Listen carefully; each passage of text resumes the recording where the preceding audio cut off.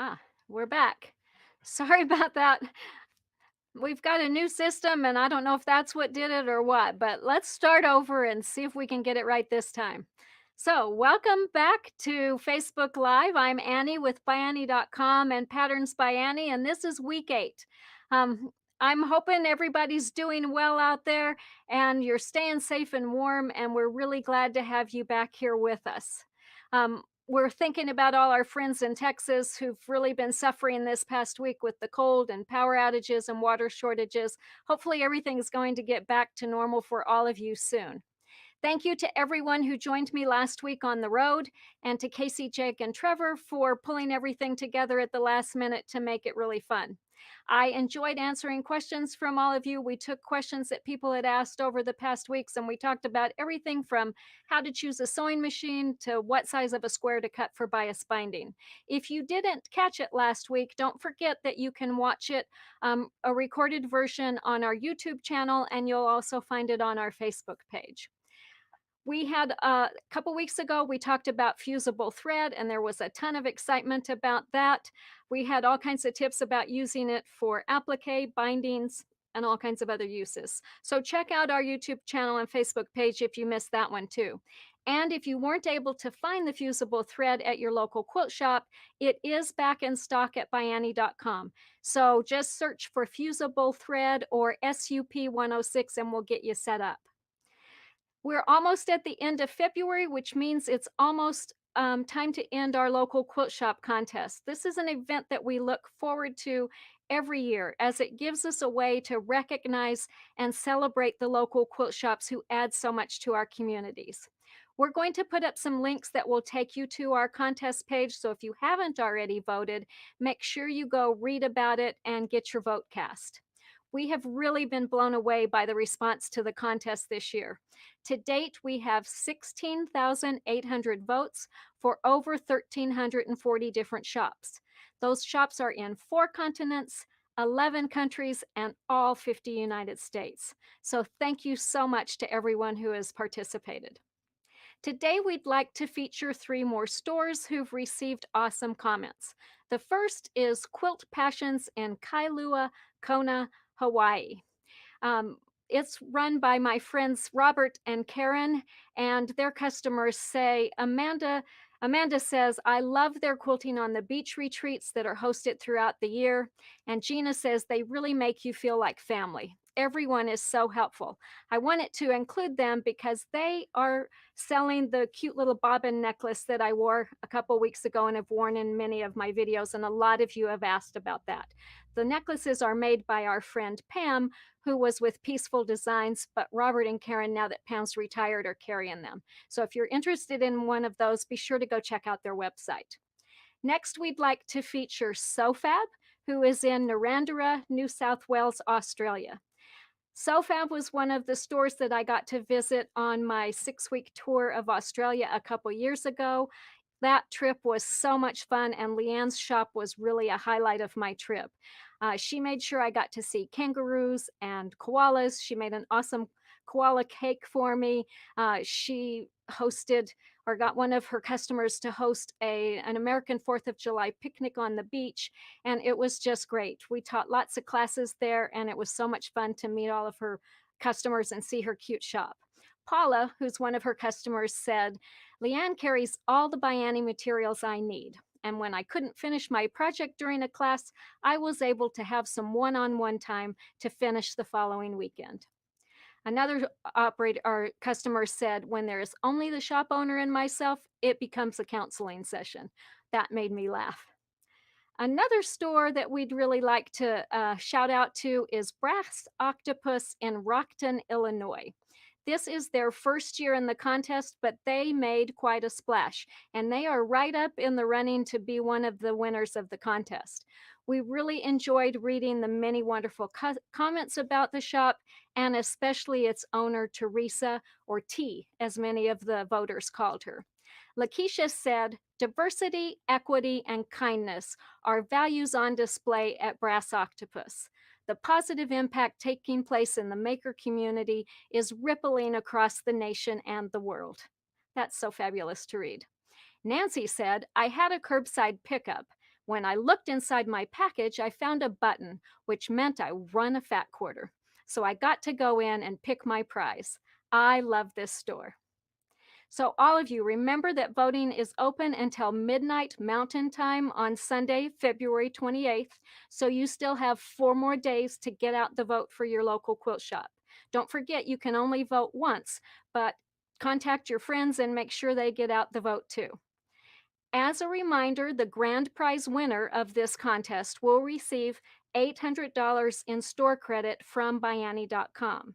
In addition, U.S. stores will also receive $400 store credits from Blank Quilting Corporation, FreeSpirit Fabrics, Studioe Fabrics, and Henry Glass and Company.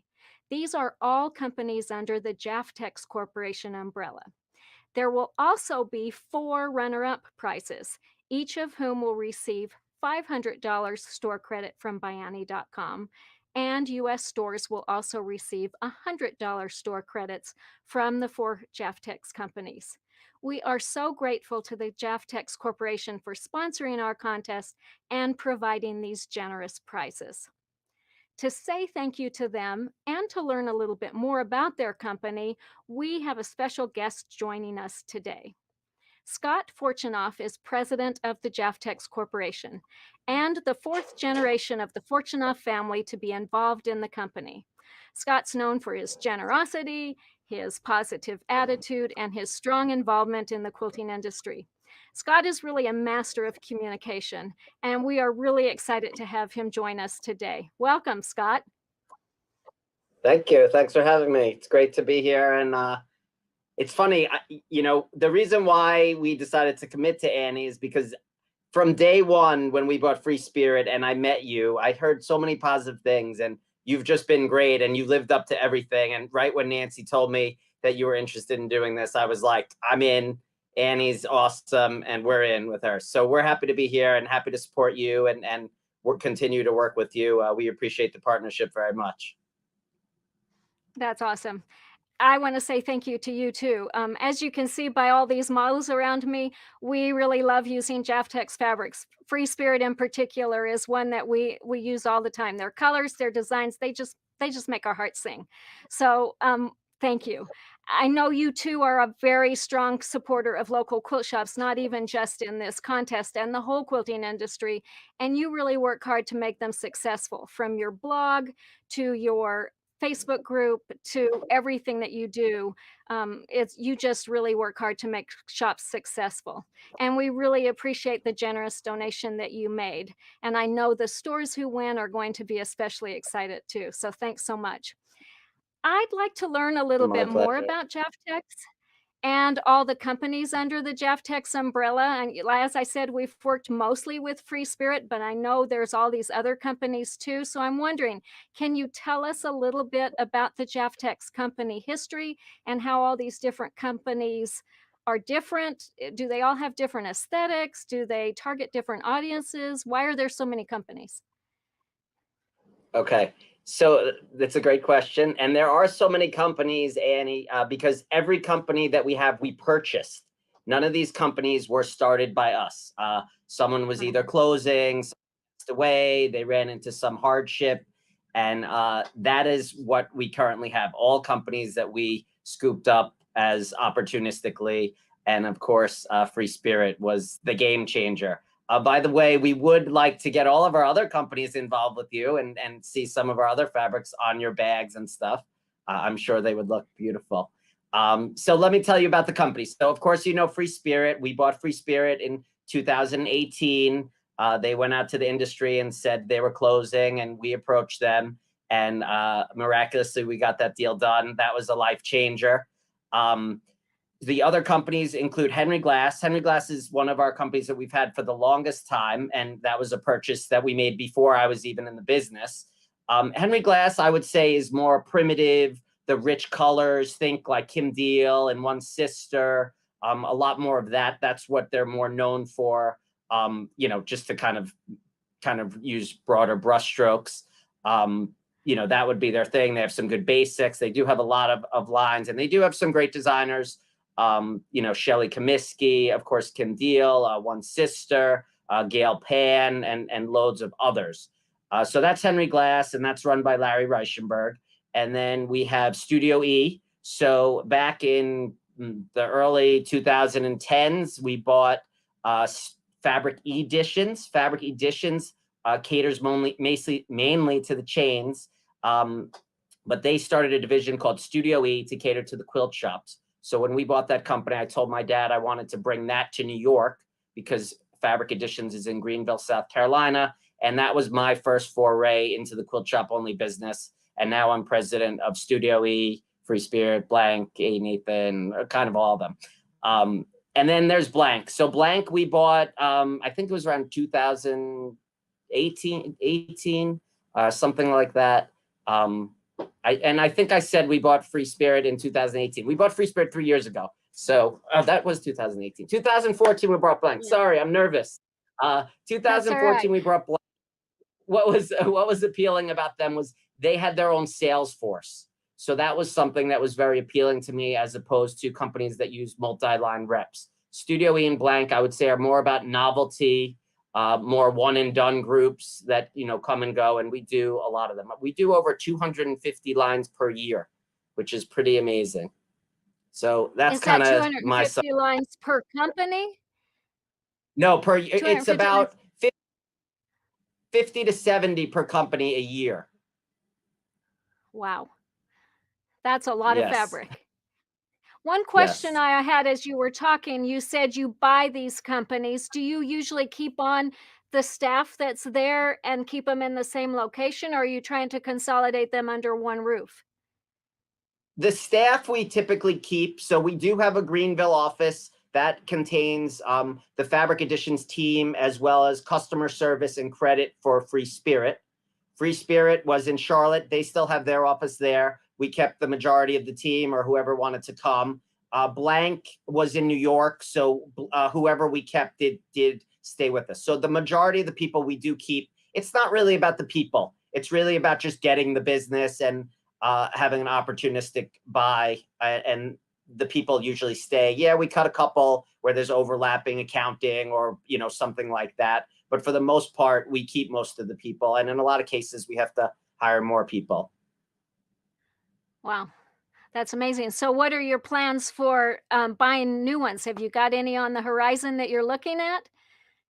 Well, I'm not sure if you know or not, but over the summer, you know what? It's funny. Over the summer when COVID hit, there was a lot going on. I was approached by a couple people. Unfortunately or fortunately, I only got one deal consummated, which was we purchased the assets of Blend from Anna Griffin. We didn't buy the company. We bought the assets. So what we got is their remaining fabric they had, and we acquired about 15 different designers, which is a huge coup because it's very timely to find designers and sign them on and get their contracts going and deal with all that. So we now have 15 new designers available for FreeSpirit. It adds a new element into FreeSpirit, a little bit more novelty that they didn't have. And so far, Annie, the lines that we've been selling have done great. So I'm really happy about it, and things are going well. And I think FreeSpirit was the right place to place those designers from Blend Fabrics.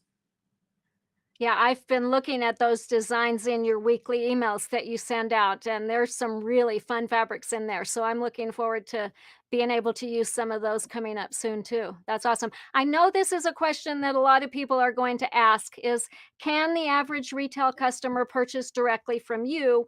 And if not, how do they find the fabrics from all these companies? Okay, so we do not sell to consumers. We sell to shops and online resellers who then sell to the ultimate customers. But I would say we are trying to get more intimate with the consumers too. I think with social media, that has definitely brought on a new kind of element into the business where, consumers do know us and we do talk to them directly. And that is nice to be able to kind of bridge that gap and also try to make the connection between the consumers and the shops that have our fabrics. Because, to me, Annie, the shop success is our success. So as much as I can help them, I will, because if they win, we're winning. I know it. So I stick to that. That's so true, and that's really how we look at it too. I mean, we do have a retail website, but we always try to say, check with your local quilt shop first because they're keeping us all in business and, we need to do everything that we can to help support them. So that's wonderful. You mentioned that Absolutely. when you bought Blend, one of the real benefits was having all these designers who came on right in one fell swoop and you didn't have to deal with all the contracts and stuff. I'm curious, we work a lot with Free Spirit and we have wonderful designers there that we love, Tula and Kaif and Tim Holtz and Anna Maria, all of those different ones. But when you're looking, I mean, obviously when you bought Free Spirit, that was, I mean, all of us bowed down and kissed your feet so that they didn't go away. But like as these companies continue to grow, do you go out and search out designers? Does the designers come to you? What do you look for in a fabric designer? And, how do you decide if someone comes in, which company to put them in, whether they're a good fit for you? Wow, big question. Lots of parts to Big that question. question. So listen, we're getting new people all the time. I get submissions all the time. A lot of times what I tell people is when they send me stuff to look at is, we have our own art team. So it has to really be elaborate and something that is going to make you go, wow. A lot of people will send me stripes and dots, and that's not for us. So we need more elaborate. It's kind of the sort of thing where you know it when you see it. And when these people approach me, I kind of have a feeling like who the best fit is, which company I think would be best, or which person in my company would be best to work with them. People come to us all different ways. We meet them at licensing shows. They're referred to by a friend who licenses with us. They worked with a competitor and either they're unhappy or their contract's over and they want to, move on. There's not one easy way to just say everyone comes this way. There's just so many different ways we approach them. A friend, it's a lot of, oh, they said I should call you or something like that. So Yeah. there's no easy way to say that. And, I think the next question is, how do we select the lines? And it's funny because I'm in the office today and we're critiquing the lines, and I have a new social media person. We actually tape those because I think it would be interesting for the consumers to see the process that we go through when deciding which SKUs go in a collection. Someone like Kay for Tula, we don't really mess with what they send. Maybe we'll clean up the art, but for the most part, they're pretty good to go and we don't really have to worry about them. But, there are other people, they'll send 20 SKUs and maybe we only want to sell 12. That's more reasonable based on the collection or based on our success with that sort of collection in the past. So many different factors go in. It may be, a very esoteric subject, like a golf line. We only had 7 pieces, very small, but a Cafe line has 60 or a Tula line has, 30. So it really just varies. It's also a matter of, do we want to do one design in 3 colors and then just print 700 of 3? I'd rather do, 2 colors and print 1,200 of each, or even just 1 color and force the customer to buy that color that we're using and use it in the project sparingly. So it kind of focuses in one direction. When you have too many colors of the same thing, it just spreads it all out and it really doesn't do anyone any good. So I answered a few questions. I don't know if I answered all of them. But You if you did want you did follow-up, good. I'm glad to answer follow-up. So you said that you recorded that process that you went through. Are you going to be showing that on your social media soon? Yes, I will. But so one problem we always have is my designers are very nervous about letting people see it too early and thinking that someone might copy us. So we're going to wait until actually today we looked at July collections. So probably May, June, July, we'll start showing those after Marcus, my video guy, edits them and cleans them up and make sure that it's pretty clean and people get an idea of the discussions that we have and when breaking down a line and trying to figure out where we want to go with it. That will be really exciting to watch. So yeah, we'll try and keep in touch with you, and then maybe share a link on our Facebook Live or show it or something so that we can share that too. So I need to, sorry. once you've made that decision and said, okay, this is the line, these are the SKUs we're going with, this is what we're going to print, what happens next? Do you send it off to your factory and print it? How does that work? Okay, so several things happen. Our designers, so we have lead stylists, and they really manage the collections. They're at the top. So Debbie is that for Free Spirit, and I'm sure you know her. And then we have several others here in New York who do the same. So they manage the collection. They'll put together a sample card. So first we have to make the sample card, which would go to Swatch Craft. They make our color card so our reps could sell it. And at the same time, they'll send the engraving, all the different designs to our agent who we use, who will send it to the mill for engraving. So basically, we're starting the engraving process where we're starting to prepare the designs and do a test run. So the strike off is a test run. So we look at it and say, you know, the colors are right or the colors are wrong, or, you know, this blue shouldn't be here. It should be white, or that line should be over here, you know, more right and instead of left, or it needs to be straight instead of round. Comments like that. And, you know, really most importantly is the color. We want to make sure the colors are right. And then, so once the strike offs come back, the designers will comment, you know, it's either good and they'll say, make the small corrections and proceed, or they'll say, make the corrections and send them back to us again to review and make sure we're happy with them. It could go multiple times. It could go once.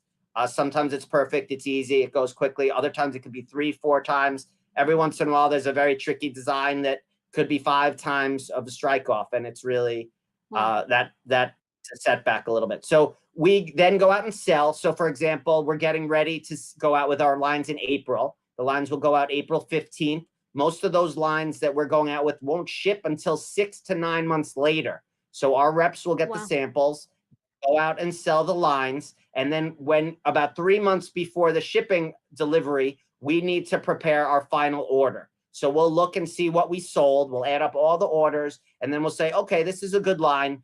Let's just make it up. It's a 10-piece collection. Every SKU sold 1,000 yards. We may say, hey, let's do 50%, and then we'll order 1,500 yards. So from the time that we place that order till the time the goods ship is about 3 months. So maybe the 1,000 that we sold will now be 1,200. And then when the goods come in, the majority of them go right out. And then we leave some over for reorders and whatnot. If a line is really good and shows continued strength, we'll bring it back and keep it as a basic. And that's kind of really how it goes. Huh. So you don't even order what you need until you see what the orders are coming in for. Right.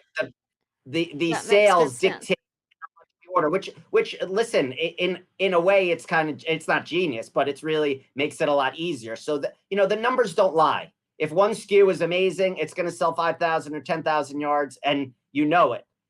And then you just have to figure it out and try to get a good idea. You know, there may be a great SKU that sells 5,000, but one that sells 500. So until you get out there and sell it, you really don't know. We try to predict what's going to be good and what's going to be bad. And inevitably, we're always wrong. It's really hard to predict the taste of the consumer. It's really hard. Yeah, I bet. And I'm thinking of this from the perspective of a local quilt shop too. They have to get that order in before they have really any idea how their customers are going to do it. So for a new shop who doesn't have a lot of history, I bet they really appreciate your reps who give them some advice and say this one's going to be popular. But again, it's got to really vary from store to store what they sell too. Absolutely. And listen, that's really about knowing your customer. And no one knows the customer better than the shop owners. And, you know, they also have the numbers. It's the same thing. They know, you know, a baby line sold well, or a plaid line sold well, or, you know, a cape line sold well. And they know that they could, you know, trust that the next time that they buy it, it probably will sell well again. You know, maybe they know that you know, a digital line isn't going to sell, or something, you know, bright. Everyone is different, and you got to know your customer and just get them what they want, and listen to what they're saying. It's really important. That's awesome, and then, you know, pandemics happen and it just totally messes everything up. I, you know, I've seen the pandemic make both positive and negative impacts on our own business, and I'm sure on sewing and crafting businesses all the way around. I mean, I've heard of sewing machine companies being completely sold out of machines, and people who've never sewn before who are learning to sew to make masks and things like that. So that means more demand, but it also makes it harder for these stores who are having a difficult time getting things. And then shops have been closed, quilt shows have been canceled, gone virtual, all those things. How has the pandemic affected your day-to-day operations and the operations of the stores that you work with? Do you have 5 hours to listen? Probably, Um, that's what it would take. so so Annie, it's the tale of two tapes. Good news, bad news. We are doing record numbers. We can, but the struggles are very real. There are delays everywhere that are absolutely out of our control. I'm sure prices and cotton are starting to go crazy, which is adding another element where we're going to have to start adjusting prices, which we really don't like to do. We like stability. We're hiring more people. We're adding more lines of shipping. But no matter what we do, we have our own problems, but also a lot of the people we deal with are having problems as well. And like I said, we're doing record numbers every single day, and we just cannot catch up and get it right. And a lot of our customers have been very understanding. Hey, listen, I keep telling people, I keep trying to remind them, hey, we're still in a pandemic, and some people get it and some people just don't get it at all. But we're doing the best we can, and we're really just plugging away every day. But every day I wake up, there's a new problem, and sometimes it's a good problem and sometimes it's a bad problem. But it's definitely challenging times. I'm definitely not sleeping as well as I used to when business was more calm. So good news, bad news, but we're working our butts off and we're trying to right the ship, and it's just really hard. It's 2 steps forward, 4 steps back, and the challenges are real. And unfortunately, the price thing that is starting to kick in is really going to be the second round of trouble. I've been writing about this on my blogs. I don't like surprises. I like to kind of put things in people's faces and communicate. And I've been telling both shop owners and consumers, I tell shop owners, you should be raising prices. I tell the consumers, you should buy your fabrics because the prices are going to be going up, or just know that they're going up and deal with it. The writing is on the wall, but just hope it doesn't get too crazy. I don't know if you recall 2010 when cotton went from like 80 cents a pound to $2.20, which really threw the market for a loop. We may have something like that in store for us that I definitely don't look forward to. Yeah, for sure. Yeah, I see a lot of that coming as well.